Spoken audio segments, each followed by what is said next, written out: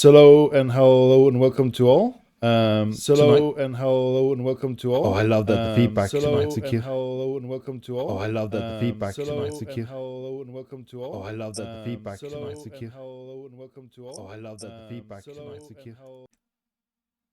Wow, it's just slightly echo there. So, hello and welcome. Tonight we have Evie ever present and co-hosting here with me tonight, and we are covering the 11th and final round of the UKBBL season 54.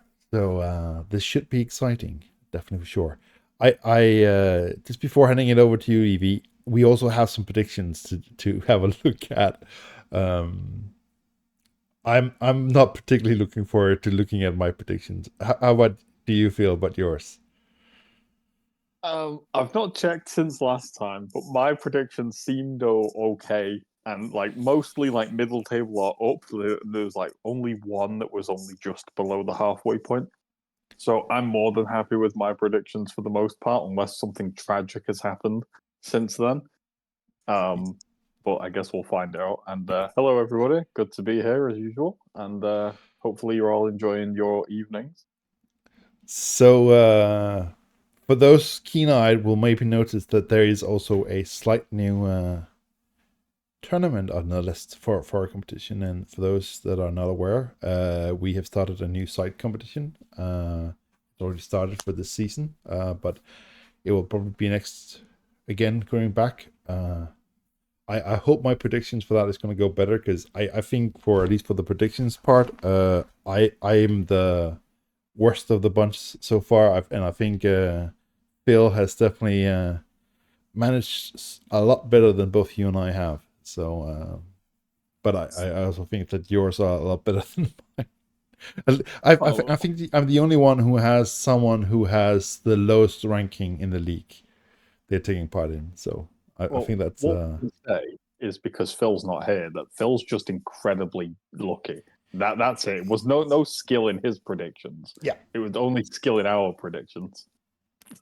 I purely luck, of course. Like we will have to taking him on for next season and just prove how lucky he was just this season, that there was definitely nothing else. Yeah, exactly.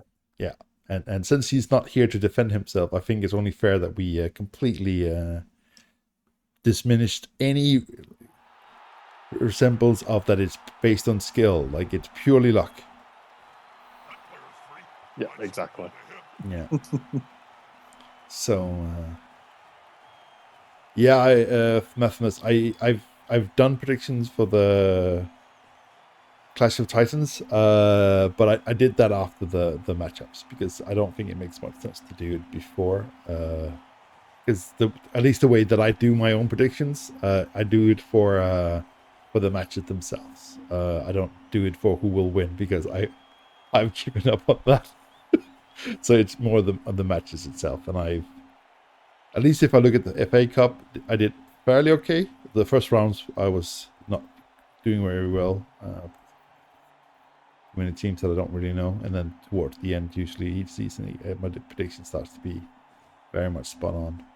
Though I must admit that Kane did break my predictions like 3 rounds in a row.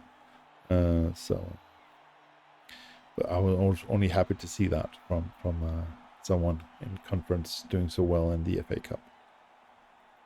This is not looking particularly good for the L's. A dead? Is that a dead catcher? No, it's not.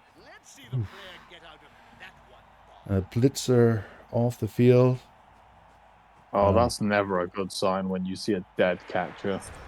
No, also because that's the bomber. Let's just ignore him, because if I'm doing math correctly, right, the yells would have been receiving, right?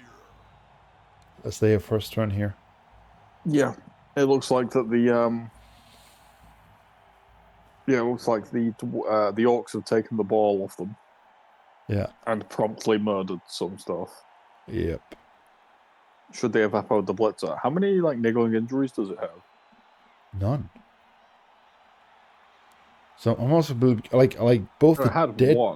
Did catcher with 8 star player points and 2 skills. You're not apoking that, and you're not apoking your badly hurt blitzer either. I wonder if this Union coach is thinking about maybe they've made their decision for next season. Maybe they're deciding not to continue with the Elven Union. They're maybe twisting, or maybe they are just like, well, that trims my team value for the redraft period. Could be. But Yeah, I've just looked at the table for East Prem East. He before this match was a 1680, right? So that's 280 you need to trim. That catcher will go a fair bit of the way towards that. So it might be a purely wow, that's a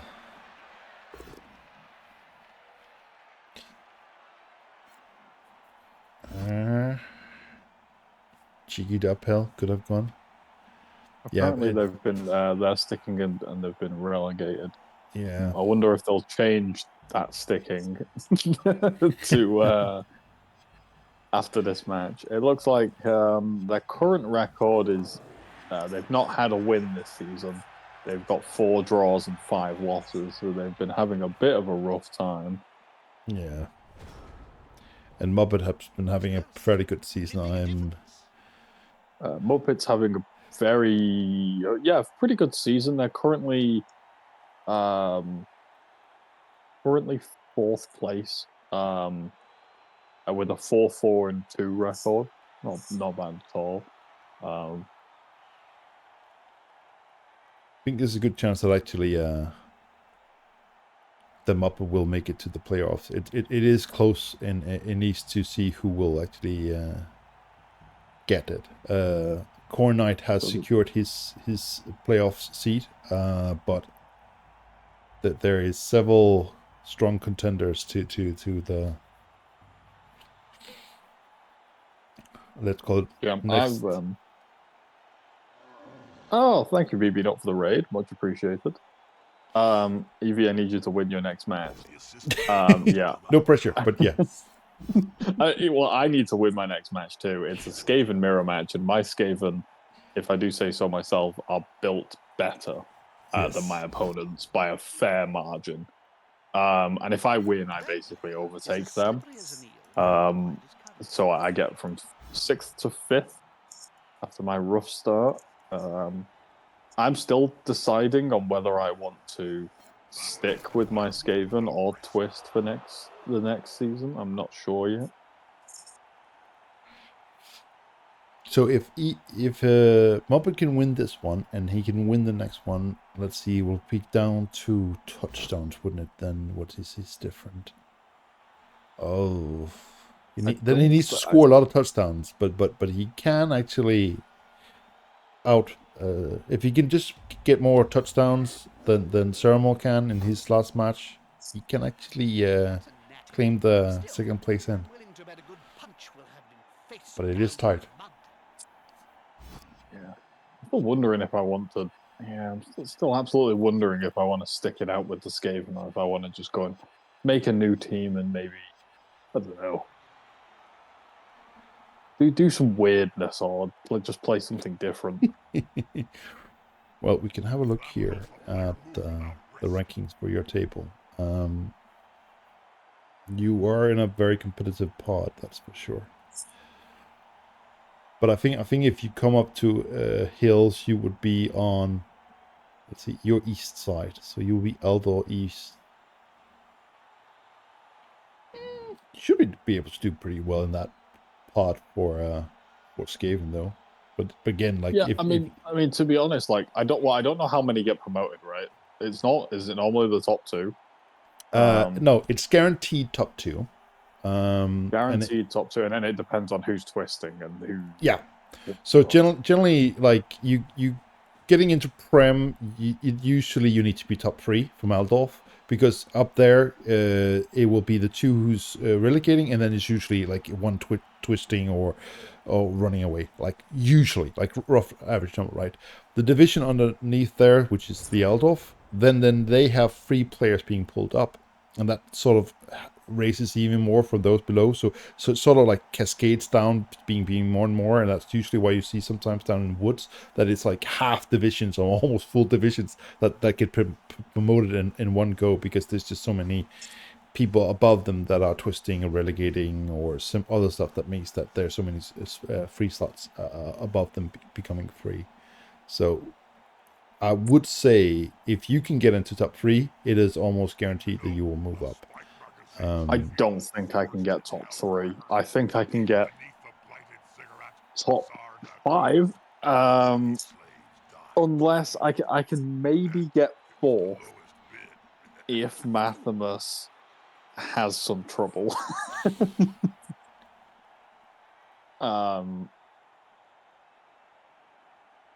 So Mathimus, you asking about it whether it's top 3 or 2. So there is a little bit of a maybe be a legacy in the writings, but there's also a thing that is slightly confusing about how we're doing it. And I'm not sure because I haven't looked into that too deeply, but because there's 2 Prem, there's 2 Aldorf, there is 2 Barons, but there's 3 Woods. I'm not sure exactly how the promotions and relegating is going to work between hills and woods exactly. So take what I'm saying with the grain of salt. This is more how it usually works, but definitely from hills to Aldorf to Prem, that is 2 up and 2 down. But the lower between wizard, yeah. I think this chance might be updated fully. Mathis, you're against the kill team. I'm against a Skaven mirror, and the enemy Skaven, I'll be honest, doesn't look very scary. Unless I happen to get high rolled or something, but I should be fine. The L's luck is just continuing. I can see here. I think you might be right, Mathimus, that it's that is 3 teams from health goes into honorable. It might be, because then it would actually more or less make sense, because then that's 6 teams, and then it could be 2 teams for each of the woods. That's again also 6 teams moving up, so it would mean that it's 3 teams up and 3 teams down. So God, like I just realized who I'm playing as my final game, and it's someone at like the bottom of the division. So like, you know, that's not that horrible. And then I look, and it's just an orc team with plastered Mighty Blow everywhere. Like, all right, so I'm gonna lose something in that game. Yeah, that's God, that can be rough. So I have the undivided luxury of I need to win my last match to sort of secure my own spot, and I'm playing against someone at the bottom who is also needing to win their match for also not being relegated. So it's sort of like, yeah, it's not going to be a great match for either of us. We both need to win for very different reasons, but yeah. Part of me is really tempted to like twist to a stunty team. Not going to lie, like I don't know why I'm like I have this just feeling that I want to play a stunty team.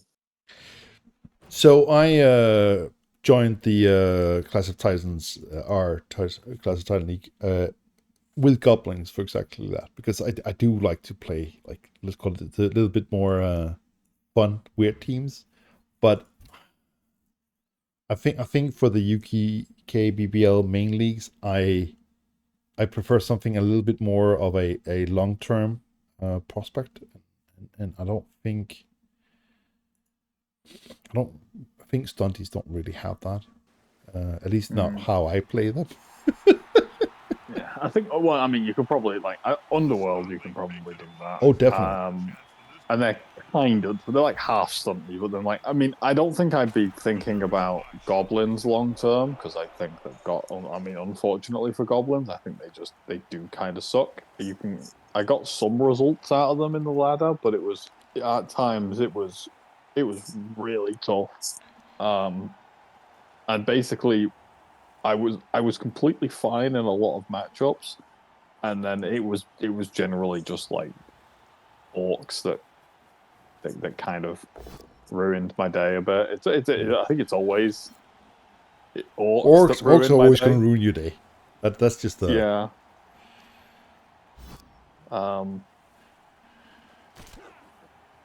Part of me really likes halflings, but at the same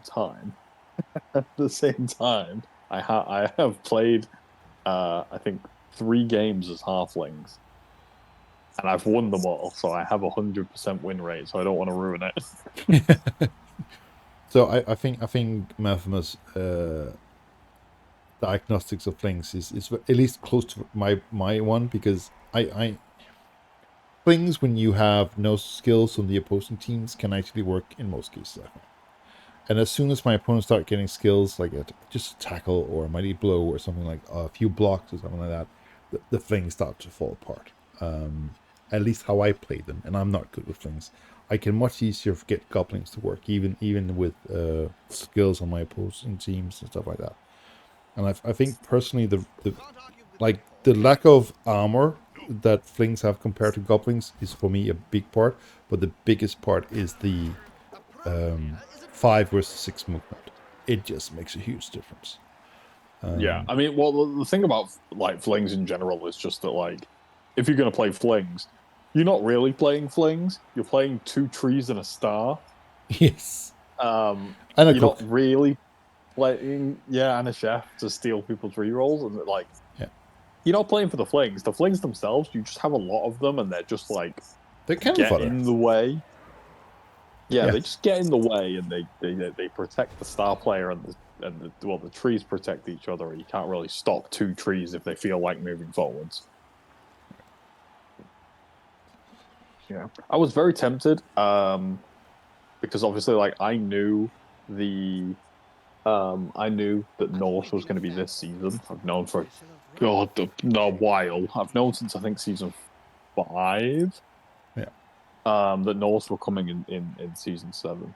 And I was like, oh, I wouldn't mind maybe twisting to Norse, but I think the start of the season and the start of the UKBBL season didn't quite sync up. I was like, oh, that's so close.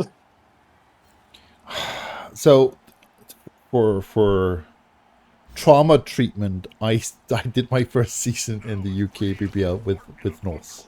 I felt like, being from Denmark, Norse was of course the right team to take, and of course I could probably make them work right. After 2 matches, I had to restart the team because they just got completely destroyed, and then they got destroyed more skin for the rest of the season. And it was like, yeah, I think they in some ways suffer a bit. Like, and okay, this was in Bubble 2 also, as Pete say, because they changed quite a bit between this, not a huge, but a bit between the 2 games, right? I just find they sort of lack the same problem, because it's all like they want to be dwarves and do a lot of brawling, but they just can't take the punches back. And if you have, like we are watching the pro elves here, like if you get dice that are just a little bit against you, you will suffer a lot of injuries, regardless of whatever you do. Yeah. It can be really rough on them. Like, I played them in the ladder, and there was a game that I remember where it was a Norse versus Norse matchup, and I was like, okay, this could be quite swinger, this could be quite punchy. I have to be a little bit careful here. And I only remember the game because I got so many blocks. I by the end of the game, I looked it up, and I had 70. Wow. And I got 1 Kaz. Yeah. And I only just about managed to win 1-0. And I had 70 blocks against a Norse team. If that was like even remotely like So roughly half more, shoot hit. if that was remotely more average on the dice side, the Norse would have had 3 players left. Yeah. And I think, and if I diced them, it's a pitch clear. That's it. Yeah, because like the thing that I like about, like, I try to play pro elves. I prefer my dark elves, but pro elves is quite nice too. But with pro elves having the same armor already, right? even if you have fewer players, because you're just that fast and you're that agile, and you don't need to base, it doesn't matter as much. Whereas for Norse, if your team starts falling apart, you still need to go in and engage. And here the lack of numbers will really, really hurt you. Right? It's really hard to play bash ball with fewer players, right?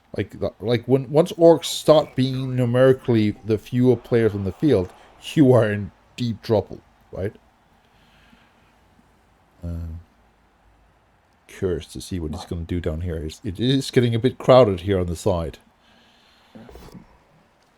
Mathemus, I'll be honest with you, I was also thinking about Nurgle as well. We need more Nurgle teams to stop some of all these L's. Well, it's not. Well, Nurgle doesn't stop elves. Nurgle stops kind of orcs, but not very well. Well, actually, like when I play L's, the team that I absolutely don't want to face is Nurgle.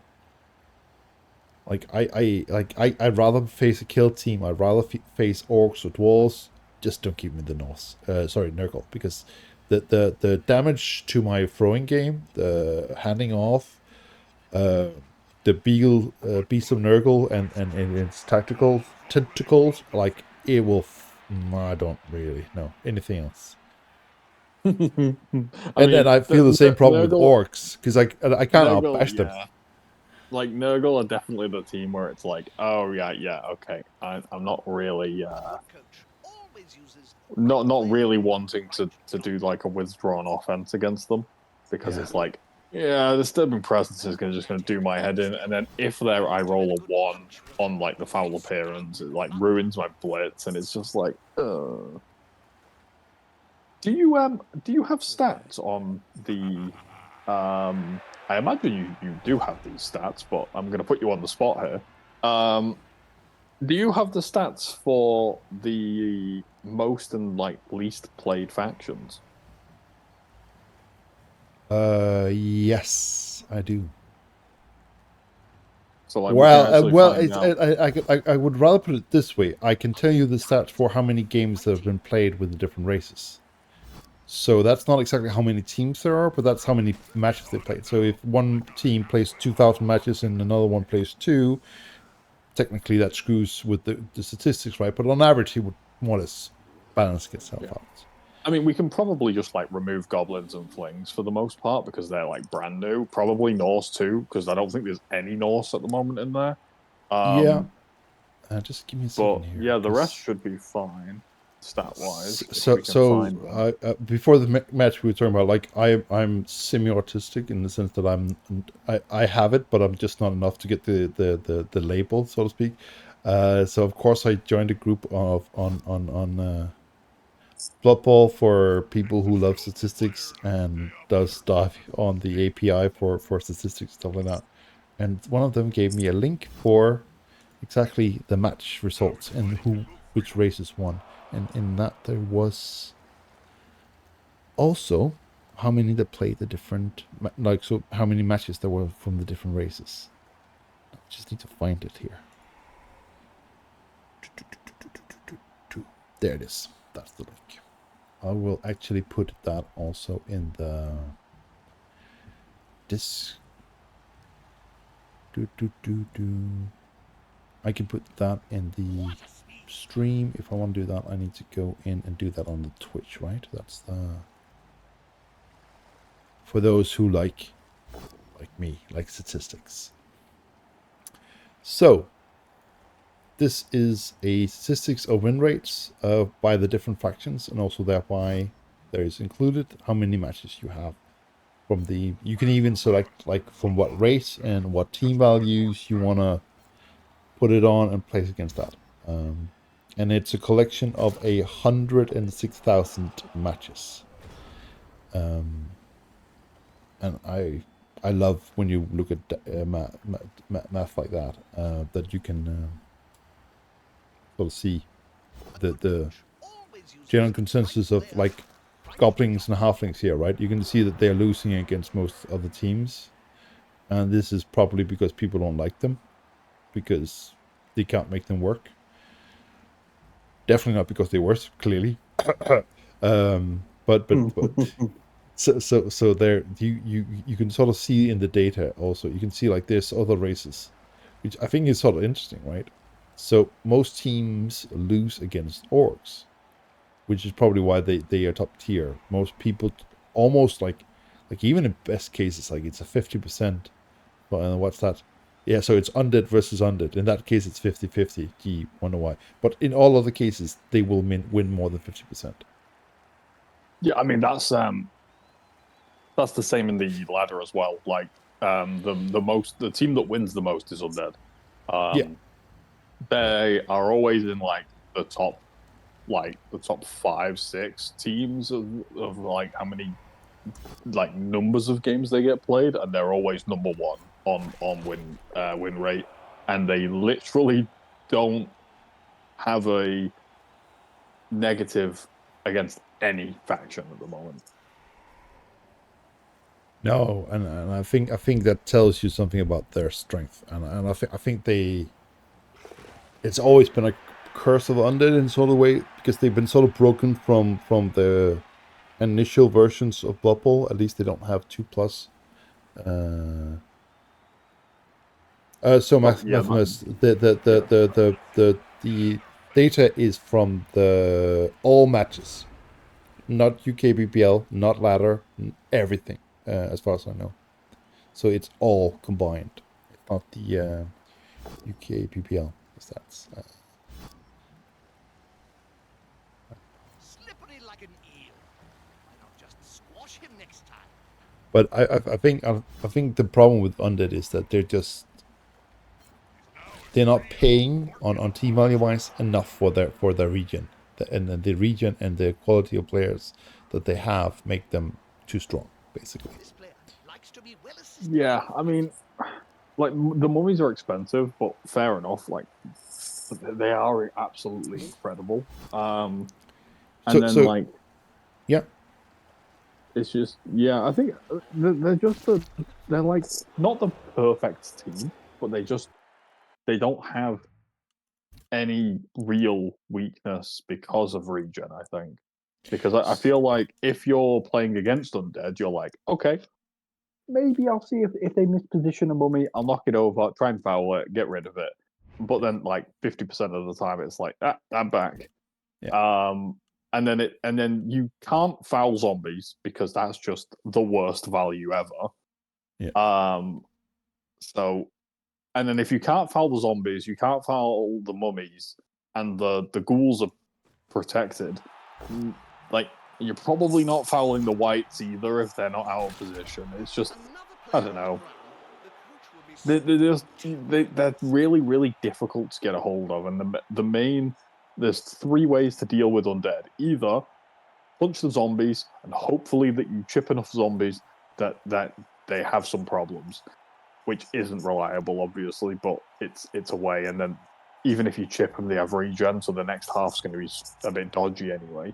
Try and get rid of the mummies, because once they're down a mummy, if that mummy stays out, it is quite difficult for undead. And then obviously the third one is go after the ghouls because they've got no regen. But a lot of the time you won't be able to go after the ghouls. No, I agree. I think looking at Foster's Royals being dismantled here one piece by another, Jesus, that's Nuffles being unkind here. But yeah, I think the problem with undead is that like you said, if you compare the mummies, right? I'm not disagreeing that they're expensive, but if you compare them to like 2 trolls on a goblin team, right? You get rid of the bonehead, really stupid actually to be more specific, right? You get 1 less movement, fair enough, but you get to control them every single turn, and you actually get access to block much easier that way also. And it's why, and the effect of having 1 or 2 trolls is huge. Like orcs, as we've seen here, they don't want to bring a troll. It's not good enough. But goblins want to bring 2 because it's 2. It makes them more spreader. Also because goblins are bad, but that's a separate discussion. Goblins are just terrible. I mean, who knows, man? Like maybe the best goblin team is just to take like 13 goblins, no secret weapons, no trolls, and just rock up with like Ripper and another star and some bribes or something. I don't know. I play a fair bit of goblins. I'm not saying that it's an expert or anything, but I generally find like picking a few secret weapons and just going for so early casualties and fouling and the halfling approach of like just speed bombs, you can actually make them work. I'm not too that's how impressed with the fanatic. That's how I nearly got to diamond. Yeah. I nearly got to diamond with goblins because I went against like a lizard team and just kind of clapped them, and they had a bit of a rough time. I just threw bombs at them and killed them all, and then span into a wood elf team, and then just chainsawed them all to this death. Yeah. And then next game, the same wood elf team, and they went, "No, I'm not dealing with this dude's dice." And then they conceded, and I was just like shot up the rankings because I was on a 3-win spree. Oh yeah, I'm glad I believe so. It escalates quickly. Then I went against orcs, and I was thoroughly humbled. Yeah, they're rough. But yeah.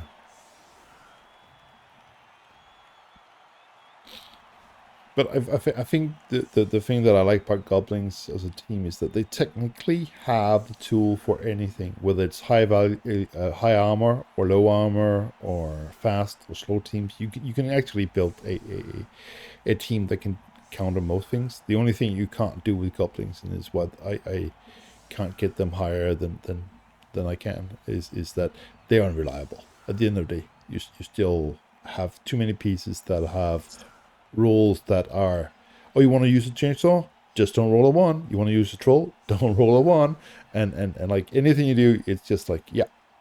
And you can have turns that are, you chain someone off the field, you foul someone off the field, you throw a bomb and 2 Sauruses die, and next turn you just go like, yep, not doing anything. Oh, I'm entering my own player instead, you say. Cool. That seems fair. So, but yeah. Yeah, like, well, that's the thing. Like, I was watching Yudliger, who play goblins, and basically, like, his advice was, if you're playing goblins, just assume you're gonna succeed everything. just assume you're gonna succeed everything, and just try and dice the shit out of people, and do what you're supposed to do, and then when it inevitably goes wrong, try and find a way out of it. Yeah, it's funny how my approach is the opposite. Assume that it's not gonna work, have a backup plan for that, and then just hope that you don't need to use the backup plan. Oh yeah, no. When I play goblins, and like I'm just like, I don't have a backup plan. When things go terribly wrong, I'm gonna just create a backup plan. So I should got my goblins through the arena without losing a single match. So which I think was pretty impressive. That's a rough start. Oh, there's actually an Underworld team in the Prem East. Yeah, they've been doing pretty good. Okay, Rascals, as far as I remember, team, right? Yeah. Because I was wondering to myself, I was like, I wonder if there's like any Underworld hanging around, and there is a little bit. They're like quite beaten up. And the Gutter Runner is a fresh one, which is never a good sign. No. He keeps replacing them. He doesn't want them with skills. That's you never want the Gutter Runner with skills on the world team, right? That's the correct way to play them, right? So that's how it worked for my Rat Ogre ball carrier build. Yes. It's really funny because like I'd pick the ball up on the thrower, Oh. and then I'd like run my Gutter Runner off to the side. Oh no. Yeah. Oh, it's a failed pickup. No, I'd it's run my failed Gutter Runner off to the catch. side. And they'd go, aha, I'm going to go after your Gutter Runner. They'd move their entire team across to cover the Gutter Runner. And then they go and punch it and like knock it over. And then I'm like, yeah, I know, but I'm throwing it to the Roger. And then the Roger just runs off with it. Oh, God. It was such a good team. Yeah. But yeah. So I actually played Underworld for the preseason before we started the real seasons. I think we had like 3 or 4 seasons. No, 2 seasons. Some seasons before we got started, where we were waiting for the game to be in a workable state. Playable state. Yes. Waiting for there actually to be something you could do. Yes. So, oh, Jesus Christ, they are running the bad dice game here. That's some rough dicing both way directions. I actually played Underworld there. I like them. The only thing I don't like having to rely so heavily on fouling, but that's more of a moral issue than it did say tactical one. Yeah, I mean, like Underworld don't play the game anymore. They used to not really play the game anyway. No. They used to just like it's like Underworld used to be okay. First half, I'm gonna pick off a player and foul it, pick off a player and foul it, and then hopefully, while you're gonna kill like 3 players because you're playing Underworld, I'm gonna remove 3 of yours, and then in the second half, I'm still gonna have players and you're not, and then I'm also gonna just do a 1-turn. Yeah, and Now it's kind of like that, but worse. yeah. Now they just go, I think I'd rather just run away and not fight you at all and let you do your 8-turn drive. Then I'll use my 4 rerolls or whatever to do a 1-turn. And then I still have players for the second half. So if going back to this statistics, right? So the statistics for I think it was an FA Cup they had that from was that basically the most winning team, just like now it's Undead. Back then it was Underworld. It was the most winning team. So clearly they needed a bit of a nerf, and I think for again comparison, I think Goblins are not a bad place to start off / Skaven, right? And if you look at them, at least from a Goblin's point of view, it's like you gotten everything you wanted and more compared to Goblins, right? You get access to mutations, which really helps with the dodging issue and any other issues you have with Goblin, right? You can now do all the things that you usually can't at a cheap price. You can pick up the ball, you can dodge out of ways, you can... All the stuff that you really have trouble with is now fixed, just because you get extra mutations, right? You actually get a reliable ball carrier. You get a 1-turn touchdown scoring thing that is better than throwing Goblins. You get, so it's just like a free fall on top of what like Goblin team has. Yes, you lose secret weapons, but that's a trade I will take any day of the week. For Skaven, it's like I get players that is more sacrificial than normal clan rats. Like, sign me up. That's the biggest problem is that you lose access to the 4 gutter runners. Oh, keeper and start with dodge. Yeah, I'll take that. Yeah, and a 2+ in all scenarios. Oh yes, please yes. Right. Oh, is that going to be removal? It's yeah. weird that like Underworld are one of those teams where they do well in the first season, second season, and then they have to go against the bigger teams. They don't have a choice. You are playing against the bigger teams now. Kind of the same thing that happens with ladder as well. Like once you play like 15 games, it's like, yeah, you're not just going to be able to go against the rookie teams anymore. No, and I think also a big part of their issue is that you start running into people who actually know how to take your team apart and know how to stop. Yeah, well, that's when Underworld decide that they're not going to foul you anymore. They're just going to run away from you. They do the withdrawn defense where they just don't even play on defense. Oh yeah.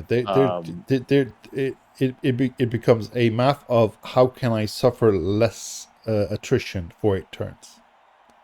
Yeah, it's not like even you're going to really try to stop them scoring. You're just going to say like, how do I avoid not getting destroyed over these 8 turns? Well, that's the thing, right? Gutter runner takes like sidestep and 2 heads, and it's like, yeah, you can't stop that from doing a 1-turn. No. oh look, you've made it kind of difficult, and you've put these little gaps in. Oh well, there's snotlings just dodging there. That's completely fine. There's all the gaps filled. Push, push. All right, done, dusted. Off goes the gut runner. Like it's because they're like so incredibly good at it, and they're also kind of like incredibly fragile. Like they're more than happy to kind of go toe to toe and like have a bit of a brawl with you sometimes when at like the lower team values, especially if you've not really got any block players, you've not got any tackle. If you're like rookie Nurgle, rookie Chaos, they're more than happy to kind of like square up a little bit and just be annoying. And you just don't really get through them. But then you get to like 1400 orcs, dwarves, and that, and they just go, yeah, no, I'm not engaging with that. I'm not even going to be anywhere near. I don't want to be like within 6 squares of anything on the pitch. No. I think that's what I don't like about Underworld. I kind of liked Old Underworld, but Old Underworld was kind of bad. They were broken in a different way. But I think well, you just kind of made them low TV and very killy, and that was about it. So now they, instead of being low TV and kind of killy, because they could get like Mighty Blow, Claw piling on, now it's just their kind of low team value, and they do awesome one turns. And it's not even. I mean, I love one turns, but I can't even call an Underworld one turn awesome because it's so easy. Yeah, I think because they have so many things that like you can take the Rat Ogre.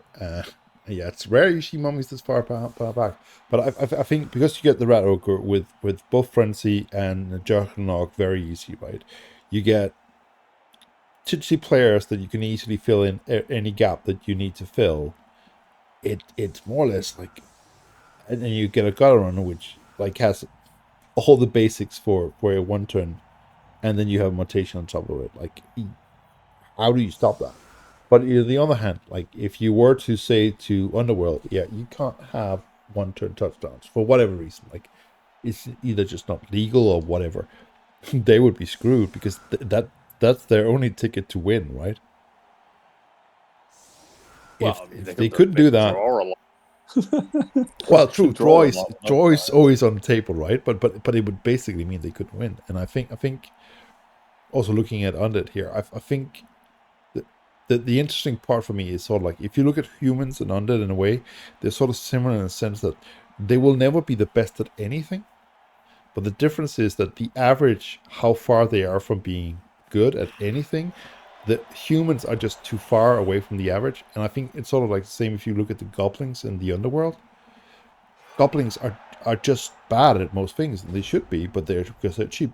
But they're just a little bit too far from where they should be to be still be viable. Whereas Undead is, or Underworld, especially how they used to be, were not averaged out well enough that they were too competitive. And I think with the new Underworld, I actually think that, wow, that's rough. Yeah, okay. That you sort of almost, wow, okay, well, if you get, That looks painful. gonna say that reward for it anyways, I think the reroll is well deserved. I should probably say something Two meaningful to all sn- our Cabal Vision Wow, fans. 2 double skulls in one turn. That's Splat. Oh wow, that's miserable. yeah. It's my boy Mark as well. Oh no. Yeah. Well, at least he gets the joy of playing against my goblins in the Clash of Titans tournament, so I know he's looking forward to that. Because who Yeah. doesn't want to play against goblins with Morg on the team? Yeah. I also agree with you, Matheus. Like, I don't understand why the undead team are so far back. No, because like in all fairness, what I would be worried most about as here's Undead is actually withdrawn attack, right? Like the Daka is pulling back, and for that I don't want to be back. I want to be forward.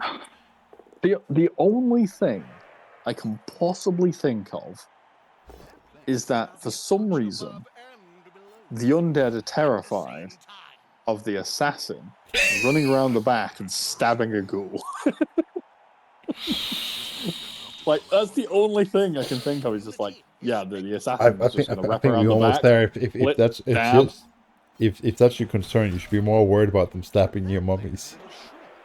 Oh no, mind you, he's on the ground. I'm not even worried about them stabbing the mummy, but I mean, I'd be a bit worried about them stabbing a ghoul. But like, even still, like, you know, if it succeeds, it stabs a ghoul. Okay, well done, it's killed a ghoul, and then you go and whack it with 3D with a mummy, and it probably dies right back.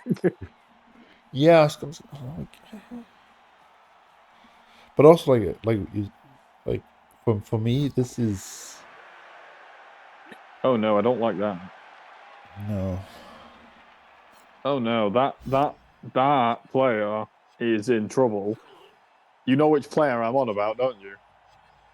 Crucified Wolverine. Yeah, I think he's gonna have a chat with the crowd in a second. Did you know That's what I'm that thinking. the new If HD wait, version 1, can be 2, set 3, right 4, from 5, 6. all Yeah, that's gonna have a nice conversation with the crowd very shortly. Yeah. Mark's also. Oh, look at this though. The baiting of the ghouls. Like, oh come on, you know you've got tackle there. You know you want to hit one of the blodge ghouls. Yeah, but you need to get the assist, and then you don't want to be standing here. I mean, I'm 100% going for the surf. I don't care if it's the right play or the wrong play. I don't have a choice in my brain. It's going to happen regardless. Yeah, I would definitely also, because it's a week less on the field for a whole half. Definitely worth it. So I played actually against Galento's Undead for, I think it was the semi-final one of the seasons. I spent 3 rerolls to get to serve that nasty ghoul of his. It was still worth it. But no, that blitz, do not approve. Oh no, No. Mark! What have you done? Think of the missing opportunity for getting autographs for this player. He could have gone over here to the crowd and gives autographs. Now he doesn't get to do that. So sad. Also blitz the player he had a free stab against. Yeah. I am mortified. I am gonna rip him a new one on stream. They've got the advantage. Like, that's it, Mark's that's it, he's getting it. And he would have gotten a push even. Like, yeah. Yep, you got the double pushes. Like, I am upset. Yeah. Now, I also know that you have a end of the line here, so I think this might be a good idea to start looking at the predictions. Though I don't want to be spending too much time on that, because my predictions are not good. So, yeah, let's start with. I think this one is a good one. I think this. Let's start with Aldo West. This is one of mine, and at least it's not completely terrible. The roasting of Mark. Yes. So let's just see if this looks right on the screen here. Yeah, this looks good. So I had a prediction of Tapestry, Doclo, Tarum, and Symmetric, and if for going for the middle of the field had been my prediction, I would have been really good at it. I mean, it's not that bad. You got one in second, which that's nice, and then you've got middle of the pack. It's not too bad. No. And one of them being in the middle of the pack with the wild card. No, not bad. No, could definitely be worse. But let's also be fair and say this is not exactly don't bet on my predictions. I would definitely don't take it to the bank. Is definitely what I would say. And if we're gonna make things worse, then I think this is the absolute worst predictions that we managed to do for all the different leagues. So Aldo East, That's I was warned that Motsikian, if he got predicted, he would not do well. So that's definitely the case.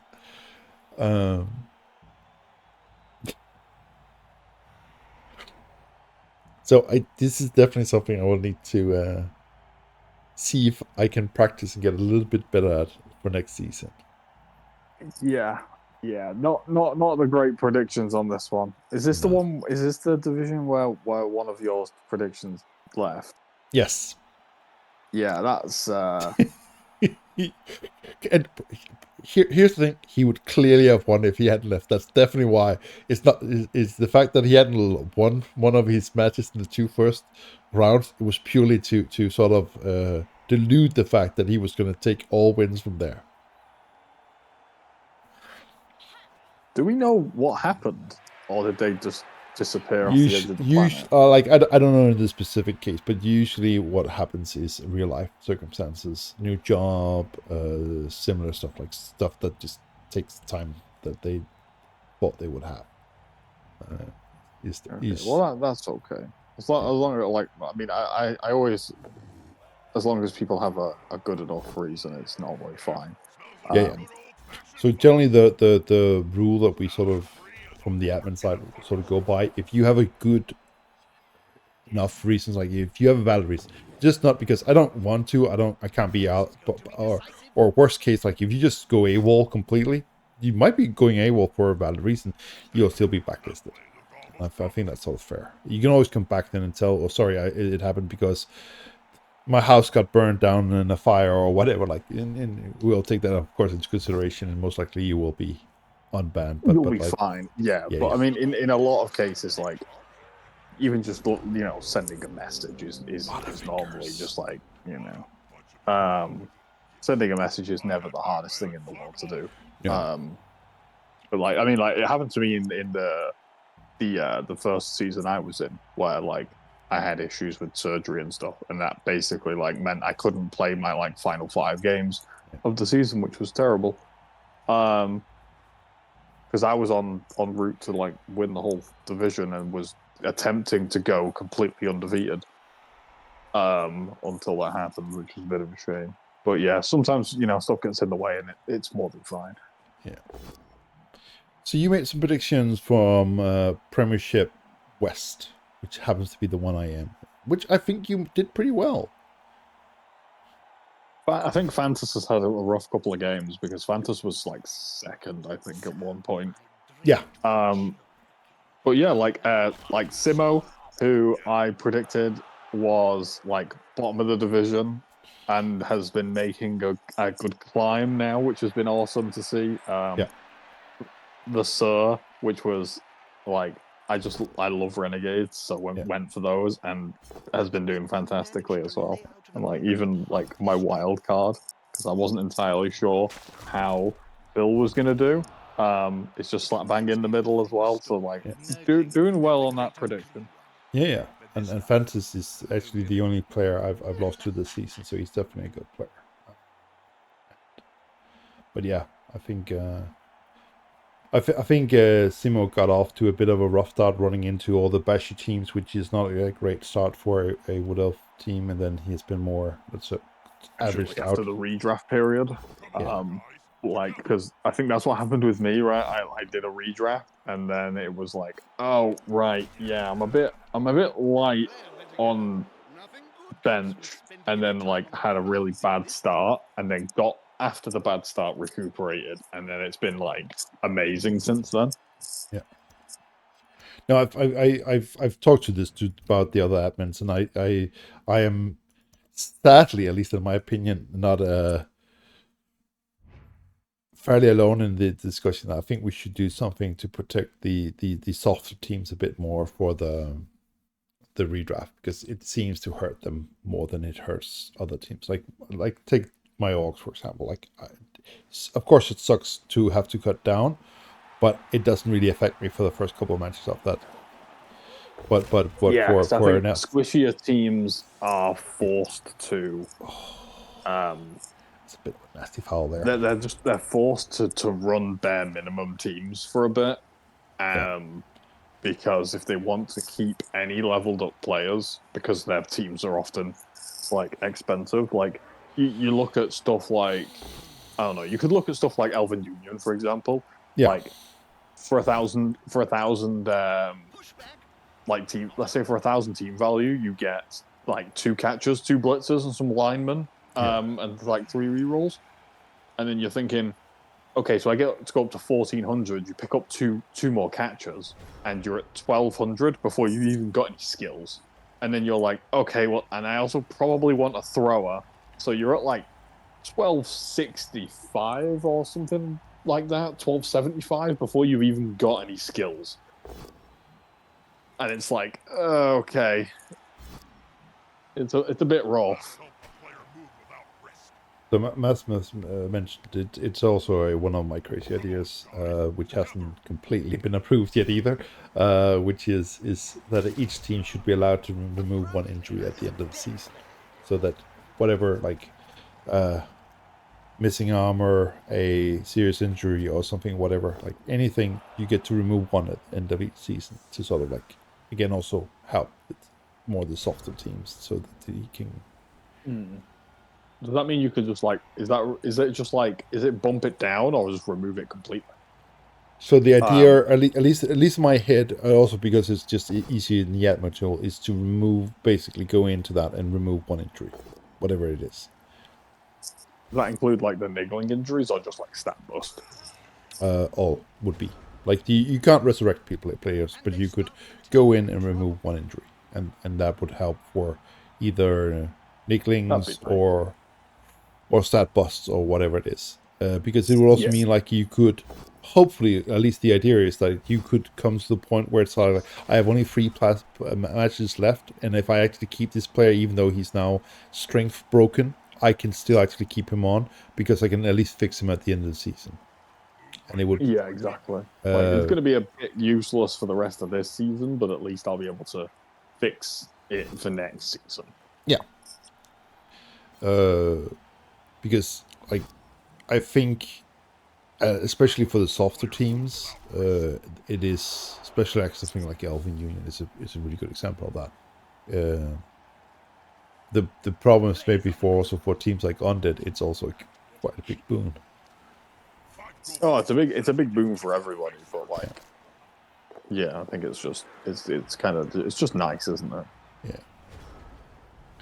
So what about Prem East or West, Prem or whichever one East. we've not looked at? I can't remember. So let's take the next one. Got a little bit sidetracked here. So for those, you did pretty well. Even you did actually even better. Warm up that we saw a little bit earlier. He is very much winning his 10th match, so that's 3 more points. That would make him shared second with Sermal. So you got both a second and a third. Prediction correct. Lord of Memes has had a rough time the last few games. Yes. Lord of Memes was right up there. Yeah. And has now had a rough time. And but the Blackhawks, I don't think the Blackhawks ever really got off the ground, unfortunately. Blackhawks are. I think they will always struggle at high team values and at peak. I don't know. Maybe I'm gonna twist into Blackhawks and teach you a lesson. Oh, I would love to see that. No, it's not that I don't think I don't. It's for me. It's more a question of, so if you want to be at top of premierships here, right? Like if you look at teams that are generally at the top, are stable teams, meaning that they will do not amazing work, but they will do good work most of the time, right? Undead, Orcs, teams that are reliable in that sense, right? You can also look at, if you look at this Burger Bunch, right? That's also Blackhawks. So you got a number 5 who's also Blackhawks. So it definitely it's not like Blackhawks can't do, but I just think that they are. They're a team that does really, really well at drawing unless they kill the other team. Yeah. If they kill the other team, then they get the win. If they don't, they're pretty good at getting draws. Because I think I played Blackhawks in Gaza's league, which isn't active anymore, I don't think. And I basically didn't really win very much, but like I just drew most of my games and got on people's nerves, which was really really funny.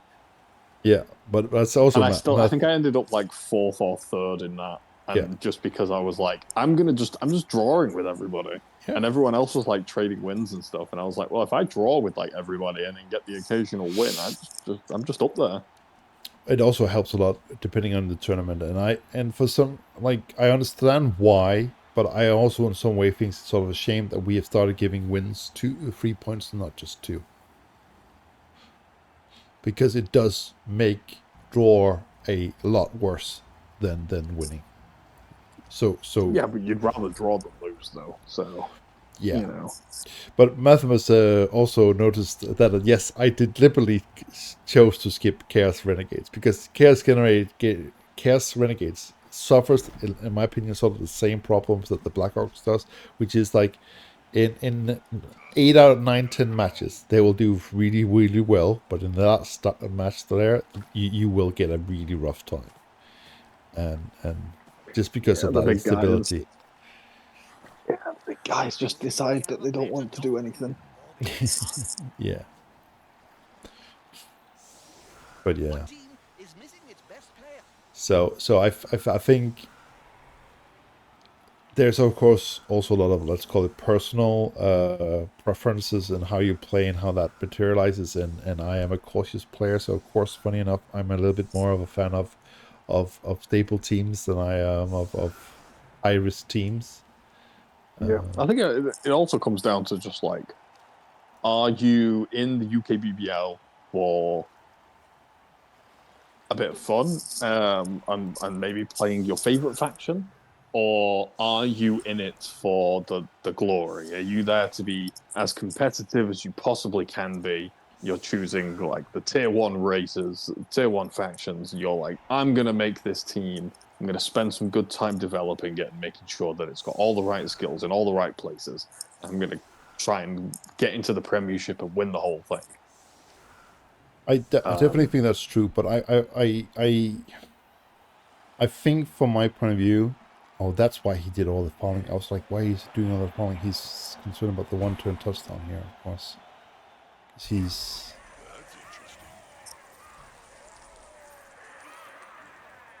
Yeah, that's why. I think, okay. I was wondering why he was doing so much fouling.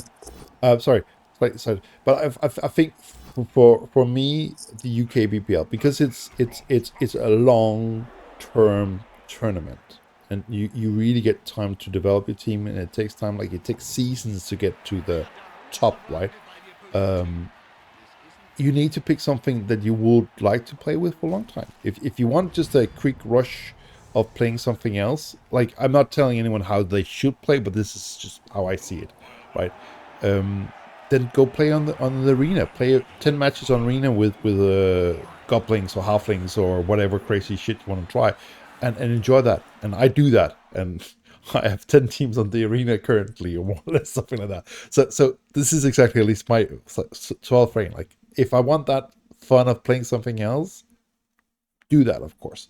But if you want to go for enjoying the long-term building of your team, getting that progression and stuff like that, then you need to pick a race that you will be happy with. And even though Undead might be the, let's call it, top-tiered race to pick, if you don't enjoy it, then don't do it. And I don't enjoy playing Undead, so I'm not going to be playing Undead. Though I think tactically, stat-wise, Well, I mean, it would be better.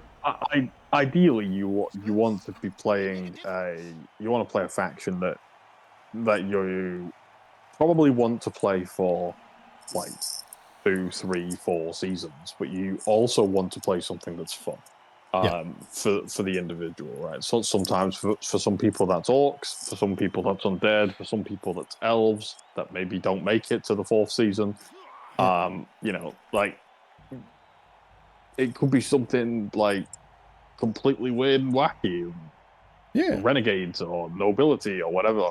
But as long as you're having fun and you don't you don't mind like some of the potential pitfalls of those teams, it's absolutely fine. Like I played against oh god, who did I play against? I think it was Banter Kane, and they're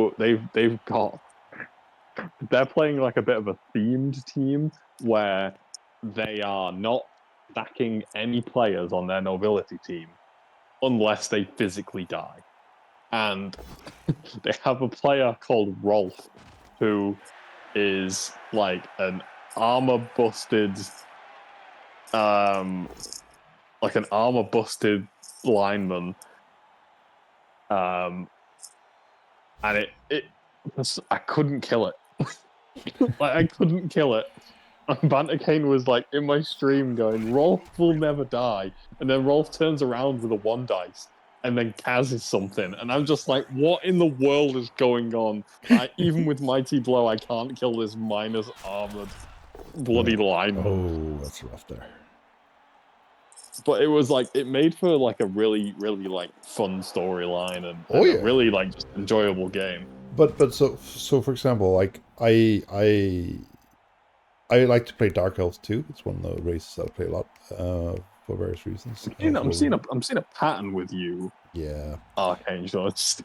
these very, very good teams. But you like to play. So just for frame of reference, so when I started back in the years, I started playing when there was orcs and humans in the box, and that was more or less it.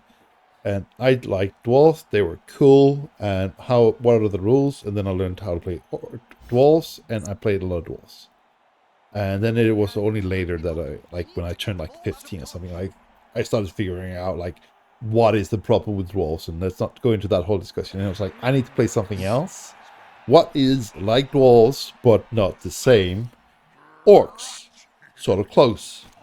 So I opted for orcs, and then from there I went to dark elves because I just couldn't go from having armor value 9 to 7 and play any of the other elves that just couldn't. I couldn't make that work.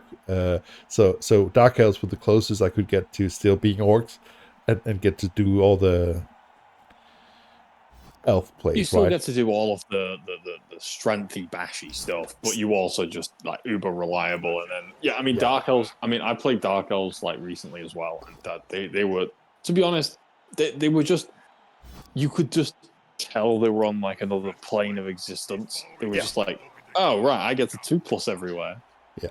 And I'm kind of tanky. This is wonderful. Like this is just like it's not playing on easy mode, but it's playing with a hell of a lot less variance than other teams.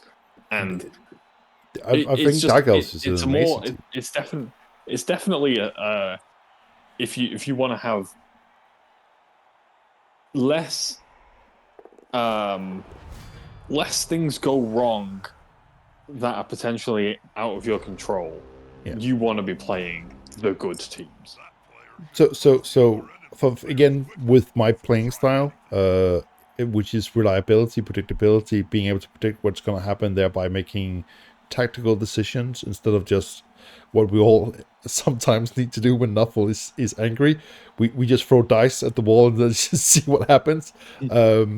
Which can also be fun. I enjoy that too sometimes, but most of the time I enjoy like being able to plan ahead, make things happen in the way that I like it on the turns that I like it to happen and stuff like that. And for that, you need some reliable races, and that's what I've been playing for most of my matches and most enjoy. That was a smart move there. I gotta give that. Very good. I got scolded recently. I was in a voice call with Crystal Hunter, and I said that sometimes I like to play Black Orcs because sometimes I like to turn the brain off and just hit things. Yeah. And Crystal Hunter scolded me saying, "You shouldn't be playing a turn-based strategy game to turn your brain off and hit things." Well, I slightly disagree. For like once in a while, you just need to just enjoy the show and go like, I want to hurt stuff. I usually also play other types of games like Helldivers 2 or something like for that, you just purely go like, I just want to see stuff blow up and die right now. That's just the mood that I am in. Please give me something that just blows and goes pow pow, and that's cool. But yeah, when you just had a terrible dicing in a game or something like that, I do like also to just pick one of my teams that, again, like maybe in the arena or something, where I just can go and bash people and go like, yep, I just need, let's call it counseling, food rolling dice. But yeah.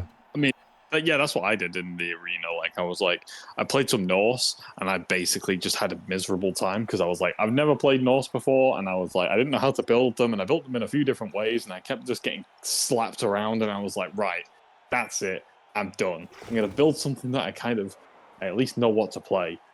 And I picked up Skaven and put some skills on them. Messed up the skill choices, but it was fine. And then span against a good coach and was like, oh god, this is going to be a tough one. And I basically like used at least some of my brain power to win the game. And then I was like, right, no, I don't want to think anymore. Black Hawks, 6 mighty blow and a block troll. Let's go. Yeah. That was the plan. So I was playing Arena yesterday, the 7th match for my Skaven team, and I ran into also, I think it was a Lisbon coach who also had 6 wins, right? And it's one of those matches where you use your brain so much, and then afterwards you just go like, I just need to chillax and relax and just do fun stuff, and being able to go like, I'm gonna surf that player because I think it's funny. I don't need to. It's not really gonna help me, but I'm gonna have fun surfing that player for no other reason than I can surf that player, right?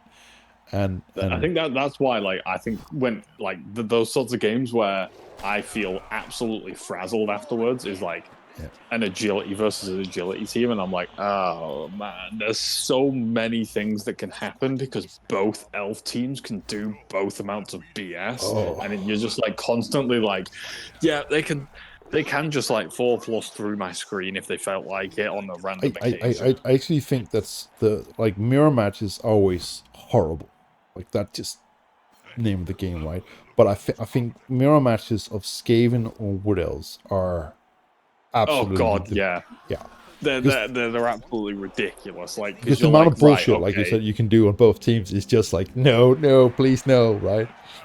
The only time I've actually been completely fine in a match like that is, well, weirdly enough, I do very well in Skaven mirrors. Don't know why. I tend to like. I normally just like if I'm in a Skaven mirror, I take it a bit more seriously, and I make sure that I'm actually counting squares. And then, like, normally my opponent doesn't count the squares, and I'm normally just like take advantage of it, and those are often my like high scorer games. But then in the Wood Elves, it's like, okay, the only time I got away with it once was because I did a random general on my war dancer, and I got sure hands, and I was like, okay, right, I don't have to worry about their strip ball shenanigans anymore, like, because they didn't have any tackle.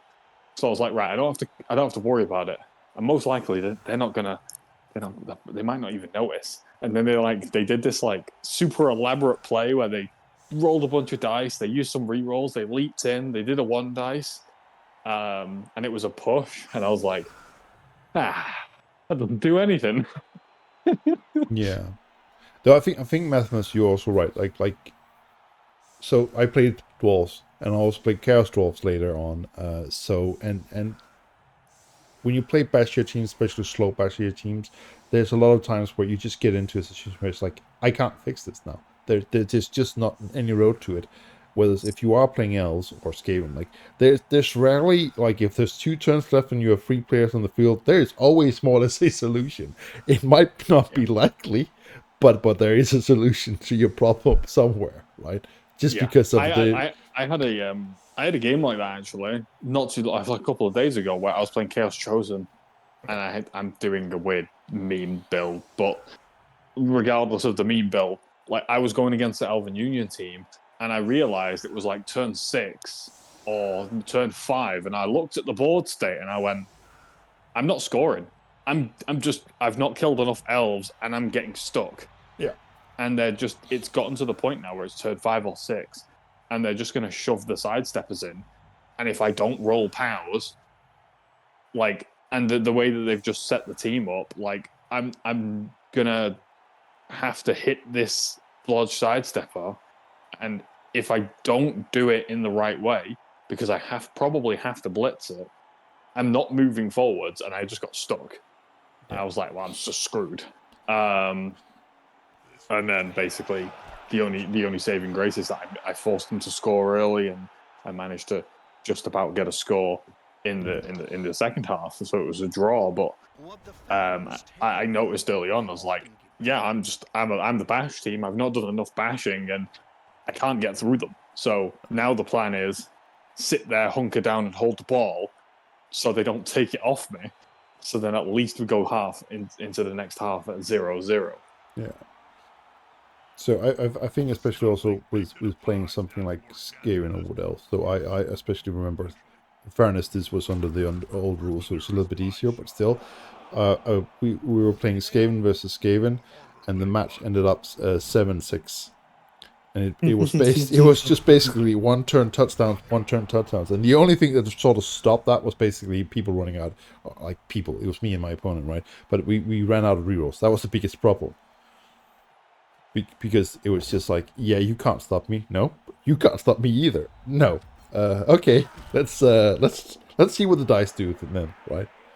Yeah, So, back in the day with natural one turners, that was dumb. oh yeah. Don't know Movement 10. who approved that. Movement 10 and sprint. That's 13 steps. That's oh, you say touchdown. Cool. Yeah, you just here's the ball, buddy. There you go. Take the ball. All right, now just walk forwards. All this annoyance with having to push people, that was only for people who didn't know how to get the real good stuff. It's just so ridiculous. Like, I remember I made it to Chalice once on Xbox, and like I looked at my Wood Elf team, and I was like, man, I've got 7 players on this team. This is going to be so rough. And then I matched up in round 1 versus a 2 million Skaven team that had 2 natural one turners and like a bunch of kill skills, and I was like, yeah, okay, that was my team with 4 journeymen and very minimal players. Yeah. Let's see what I can do. And I got absolutely railed, and it was just like, yeah, okay. I got a team into the challenge last season, a Dark Elf team, and it was sort of the same experience. I ran into a Necromancer team that was just like 2 wolves with both block, claw, and tackle, and dodge, of course. Like, cool. Yeah. And mummies with both block and dodge and guard. Cool. Cool. Why not? Race with block, dodge, sidestep, mighty blow, and it's just like F off. And the worst bit was like I lost the match purely due to dice at the end, because he was maybe not the most skilled player in the world, but like the team was just ridiculous. Yeah, I mean, I went against a necromantic team, and I was a bit worried because Necro are a very good team, and they were this one was leveled up like really good as well. Like they had the two wraiths had like mighty blow and guard. They're like one of their flesh columns had block. One of them didn't have anything. That was the only like weakness. They had like a block, like that 2 block dodge wolves. And I think maybe one of them had tackle, and I was like, yeah, like if I misplay here as my Dark Elves, like I'm just gonna get absolutely railed. And I think they had like a dirty player, like, and I was just like, if I get myself into trouble here, I'm just gonna get into so much trouble. And then my opponent just started playing like Chip Bowl, where they were like, all right, I'm gonna move forward very slightly with a zombie, and wham, I'm going to hit you with my Mighty Blow on, because they only had Mighty Blow on the Wraiths, and they were like, poke you, and then retreat a bit.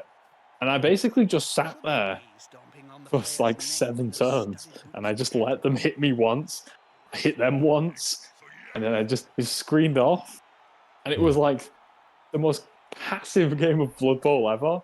And then they realized that they had to make something work, and then they rolled a 3+ dodge and failed it with a ghoul. And I was just like, all right, and I took the ball off and scored. Squash him next time. And it was just like, I didn't understand it. No. Because, like, I was obviously going to be playing passive there, because that's kind of just what Dark Elves do. And they didn't try switching sides.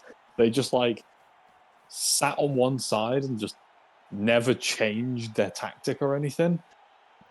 And that's just must have worked for them, because they had like a really, really good, like, win rate and everything.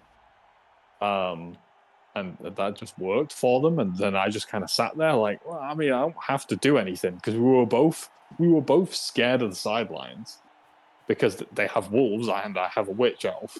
Yeah. So, like, and we both just kind of like chevroned it and screamed and just sat there like, "Ooh, go on, who's going to make the first move?" Except I didn't have the ball, so I didn't care. Yeah. That is definitely seen that quite a few times. Now, we are running a little bit out of time here, so we will have to look at Phil's prediction. pure luck here. I mean, the wild card had a bad season. Yes, but definitely it was also a wild card. So what? Wow, Yeah. that's that is prediction on a different level than definitely where I am. Yeah, I mean, top 3 goes top 3, and I mean, hasn't got them in the right order, so that's maybe something. I mean, that has got second in the right place. I think it gets to the point where it's all like, if he mispronounced or spelled the names, that's the big error, right?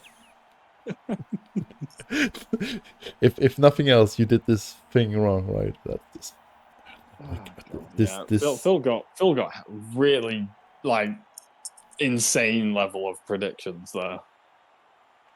I don't even know if this is better or worse. It's just like, there's no way that when we do predictions for next season that Phil does this again. There's no way.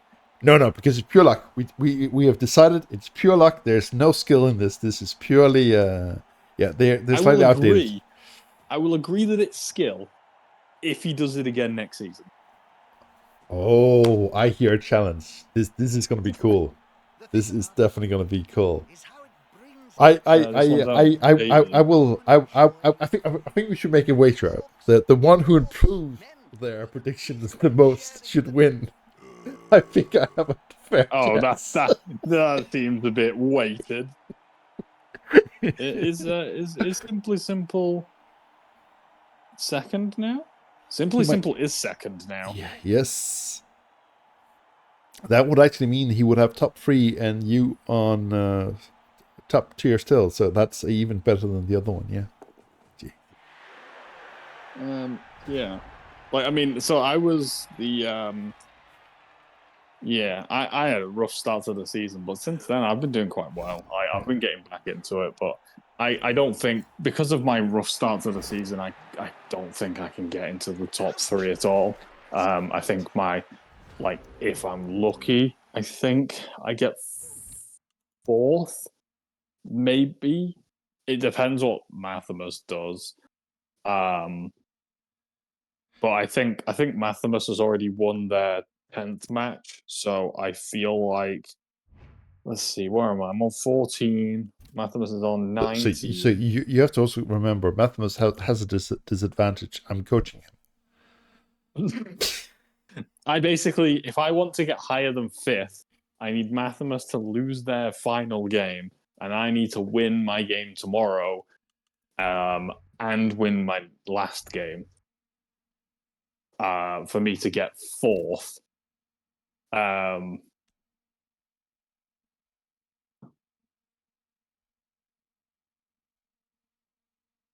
Oh, right, yeah. So I need Mathimus to draw or lose, and I can get to 4th. But if Mathimus wins their final game, then they claim 4th and can potentially get 3rd. Well, I would put it this way: if you can you can close Phil's predictions and make it a perfect four, and make it so that you four people are top four. Yeah, That I is- can do. Yeah. Yeah.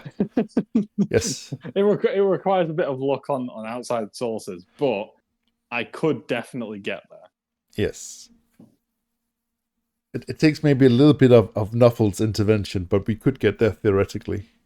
And Yeah, and, I mean, and if and you if that look at my team, and if that happens, let's also be all very clear. It is purely luck from Phil's side that he got 4 out of 4. That's yeah, of course. If you have a quick look at my team, like I feel like I really should win the next match based on my team versus the team that I'm playing that's right above me. This is like- a very nice gaming team. This is really nice. Like I have backup blitzer, I have a crazy roger, I have very good like sacking potential, and I've got the rerolls as well. And then if we look at the team I'm against, which is the one above,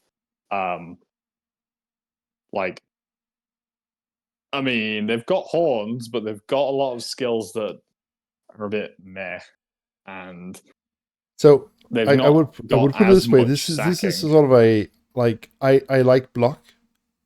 Clearly, this player also likes block, but I think this might have been overdoing it.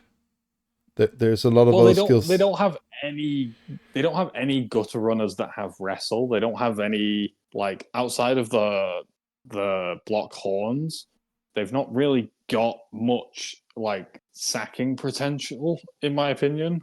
Because obviously the gutter runners are the ones that are going to run out to the back, and they're going to be the ones that are going to be doing the sacking. But they've not got any tackle on them. They've not got any wrestle on them. There's no strip ball. There's no dauntless. It's all just block. And the first thing that opposing ball carriers pick up is block.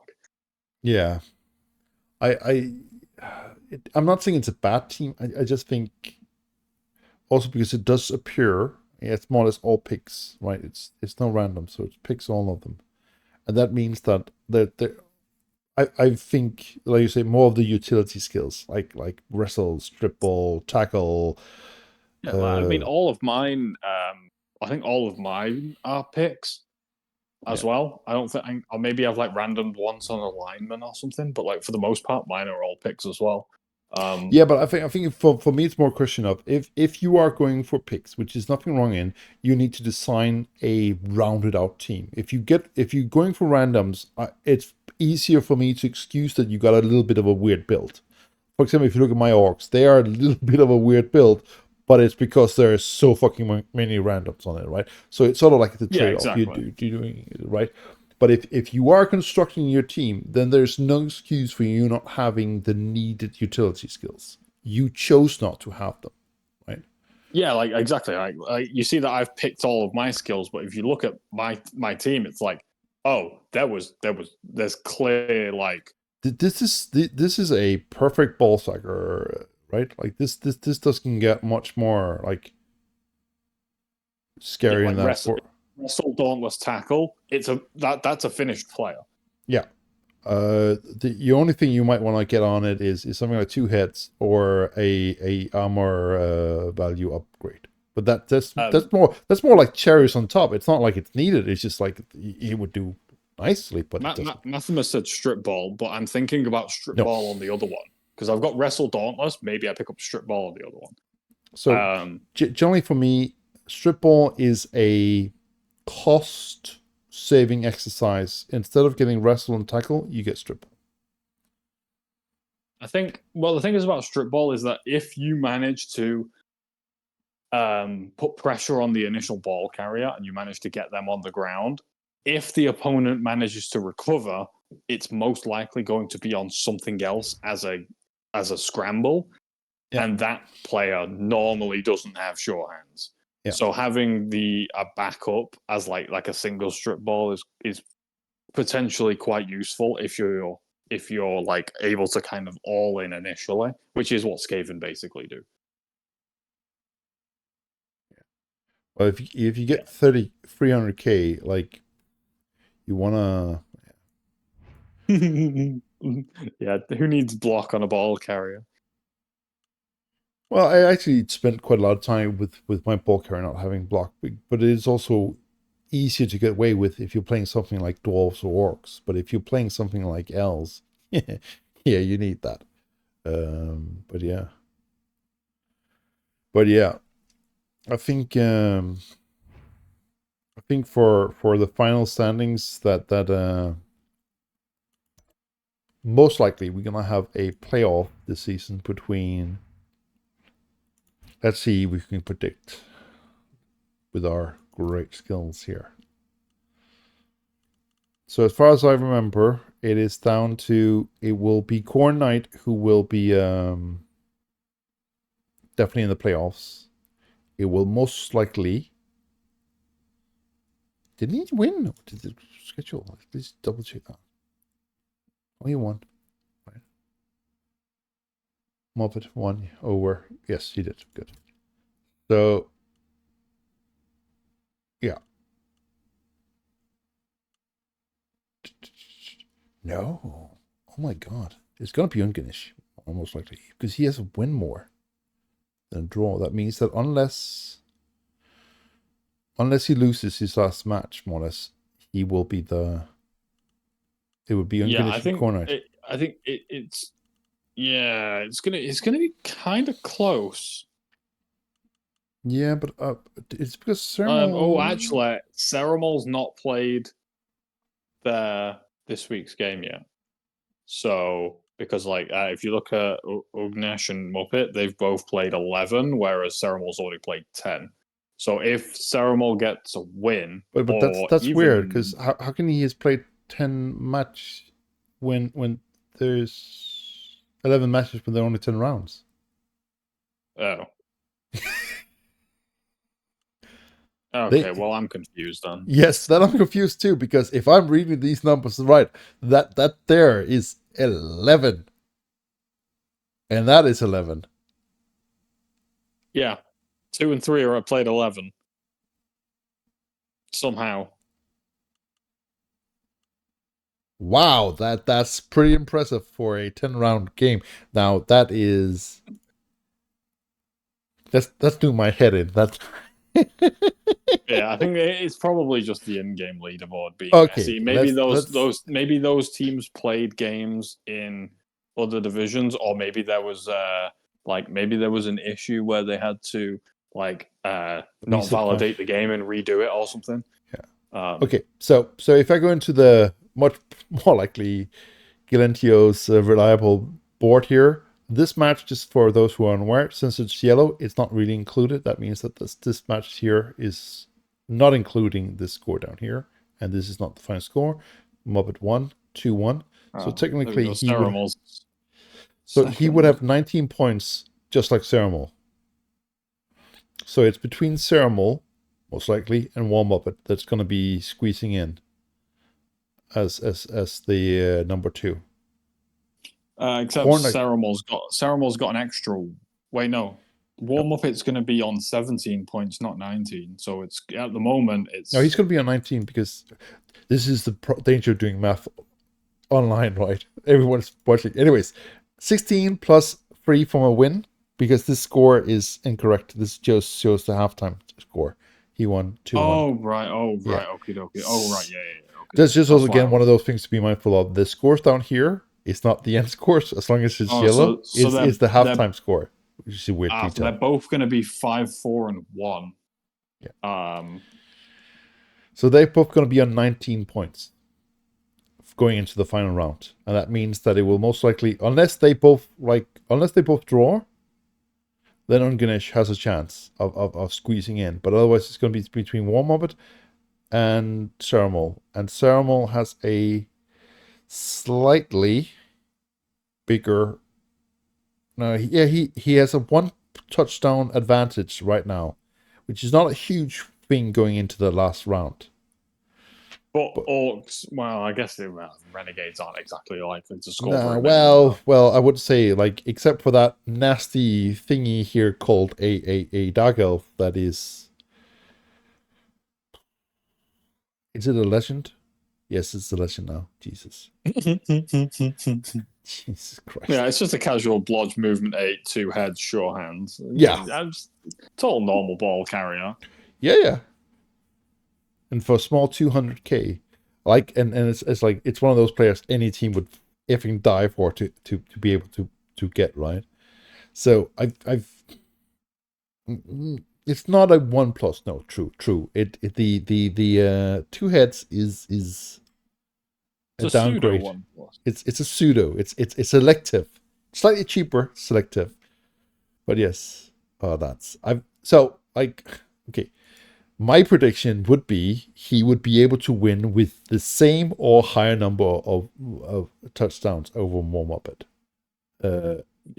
Hey, it updated. They are now included. So now see. So There we go. yeah. So it's probably going to be one of those two, and with him having an advantage already. On the other hand, if it comes down to Cass, yeah, that's going to be a slightly in warm-up column, right? Well, So, yeah, that's all for you. Yeah, that's all clear. So technically, Ceremony needs to win, and preferably he needs to win with 2 touchdowns. I don't foresee that the Orcs getting 3 touchdowns win, like a surplus of 3, right? So that would cement his win, and oh, it would be so fun if they're meeting up for the final round. Cornite is just gonna Ceremony is gonna that's gonna be it. I'm not sure Ceremony is gonna win. It's not. I would rather put it this way: it's definitely not a guaranteed against Galentio. That is gonna be a wow match. Yeah, who is Warmuffet's playing against Jake Hall, who is 9th with Oldwood Lions. That's definitely an easier matchup, but not an easy one, but it's easier. Yeah. I would almost say, if I should make a prediction, then I think Warmuffet will win with a larger margin. It's possible, yeah. Yeah, and if he wins with just that one more touchdown more than Ceremony gets, then he will on the Cass get them. So I've slight in Muppet's favor, but like Ceremony can still win, and he can also win with a larger margin than Muppet goes. But like, it's definitely not a given. But it's on the table, but it's not given. If you don't mind, I'm gonna leave it there. Yeah. I stayed for a bit longer than I probably should have done, but well. It's been awesome being part of this again, and I'll definitely, most likely be back for the next one. Definitely. So the next one will be the playoffs. So see you then. Yeah, it will be. Yeah. So yeah, I'll see you all on the next one. Take it easy, everyone. Yeah. And I will pass you, find people on to something else. Let's see what we have of options for you to give. Just gonna say, let's see if we can find something here for you. Who can we rate you to? Do. Still getting used to this Twitch thingy here. Browser.